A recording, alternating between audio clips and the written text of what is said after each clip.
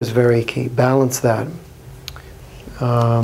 So you see how important concentration is. You know, to have somebody in and come in and get a treatment, you know, and just be talking about their grocery list and their kids and different things is not going to help them. You want them present in what you're doing, concentrated on a certain part of their body. Merge them, bring them into this moment. You know, I find that so often in these yoga classes, and even with working with people independently, privately, the biggest obstacle is distraction, is such a distracted mind that until that's overcome, there's really little you can do. Because they're being pulled in so many different directions. This idea of being present is a lost concept. It's not there. And you see it in day-to-day interaction. Now, instead of working on a letter, people are answering a phone call, checking a text message. The mind's distributed in 4 different directions at once, listening to the radio, music. So it's actually been more, I find, a culprit to health, an obstacle to health, this idea of multitasking. You know, we have the challenge in society where in your professional life, you're rewarded for multitasking. That's right. It's like, you know, if you become focused on one thing, it's like, okay, well, you know what, not much of a career for you. Right? But that can be a detriment to your health, big time. It's a big problem. Definitely is. And more and more. Yeah. That's what you said. Yeah, yeah.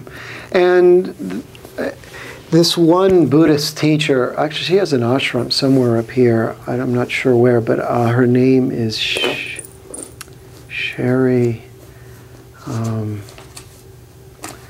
It's called the Living Compassionate Monastery. And she said once, the quality of your life is determined by the power of your attention.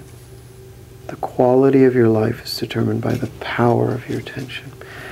And boy, it made so much sense to me on all levels, even relationship levels. I mean, people who truly connect with each other and give each other that attention and listen to each other, communicate with each other.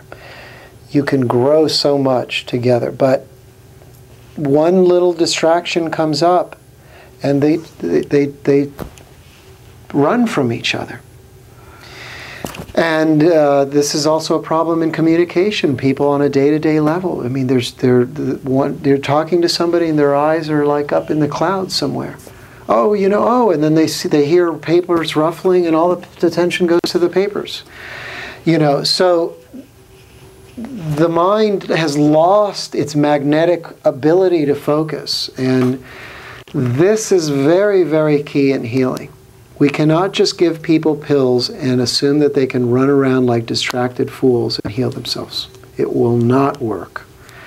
They have to be present, they have to take responsibility, they have to learn to cook again for themselves. And cook. Don't talk on the phone, and don't try to do emails, and cook. Be there with the vibration of your food, and be present with it. And that in itself can be a tremendous sadhana for healing, a tremendous way to heal yourself. You go to these restaurants to eat in these places, and the energy that's going through them, you don't know what they were doing the night before. You don't know what's going through them right there. They're handling your food, and you know, and then maybe going out to smoke a cigarette on their break, and you know, and putting on little plastic gloves to protect you. But it's the vibration that makes the difference. It's the vibration.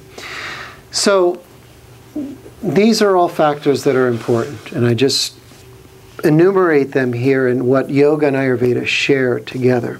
Okay, you get that? Any questions on that?